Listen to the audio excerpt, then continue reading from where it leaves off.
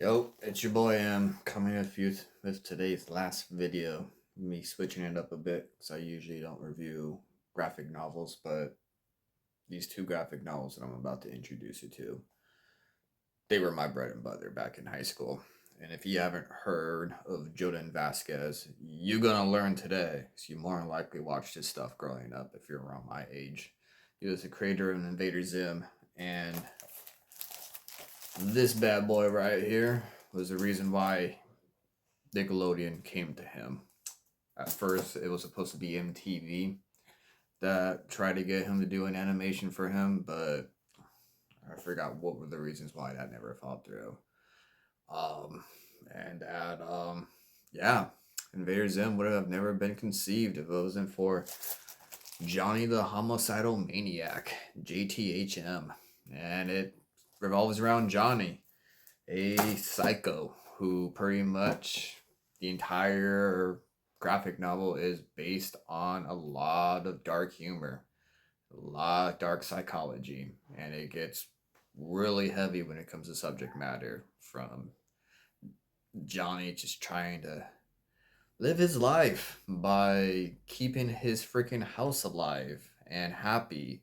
Because if he doesn't do that, his house will literally cave in on him and unleash Armageddon onto the world.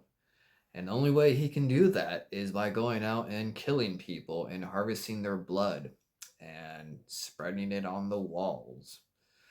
Although that never satisfies the house, so he has to keep on going out. And his house is a labyrinth. He has torture chambers and he lives a very simple life.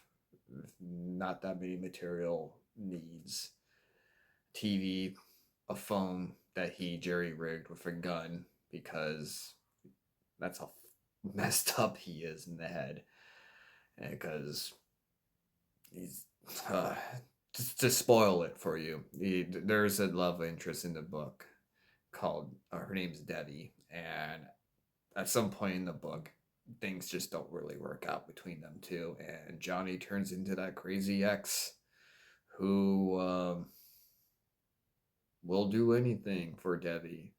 But he's so conflicted with himself that the very point of Debbie calling him, he wants nothing to do with. So that's why he jerry rigs a gun to the phone. So when he does answer the phone, he blows his brains out immediately, which eventually happens. And that right there just goes off into a whole different journey where Johnny goes to heaven at first. And when he is in heaven, he finds out all the angels in heaven, everyone who's in heaven has superpowers. And the superpower is that pretty much you can pop people's heads in heaven. And that's something they don't want to do because when you're in heaven, you have to be content with yourself, content with life. And so Johnny gets sent to hell. And when he gets sent to hell, he finds out people in hell, just hell in general, looks like regular day life. But the thing about hell, the people in hell, they are burdened, they're cursed with their desires, and that he comes to realize that a lot of people in hell and their desires end up ruling them. And he meets some very interesting characters, and simply put, he ends up coming across Satan, and Satan pretty much tells him that he's not supposed to be there.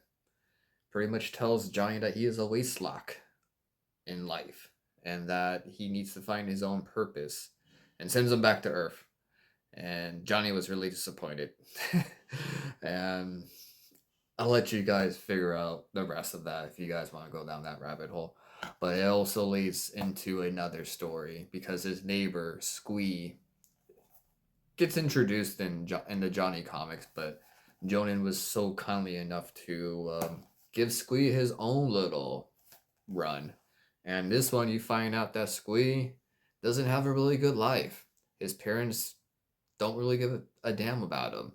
His dad is a prick. His mom is not present because she's constantly abusing substances. And the only friend Squee has is a teddy bear that talks to him. And this teddy bear drops some pretty heavy information, heavy wisdom onto Squee. And Squee is so innocent and naive that he doesn't know what to do with it. And the book is both books are actually filled with filler comics, and each of the stories that Johnny created for these books are really good. And they're really dark and not for the faint of heart for sure.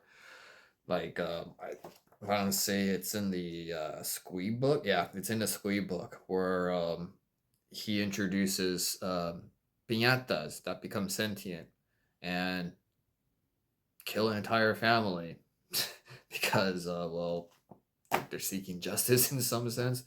So there's another filler book and a filler story in her where Johnny's pretty much making fun of superheroes and how a lot of superheroes are ridiculous.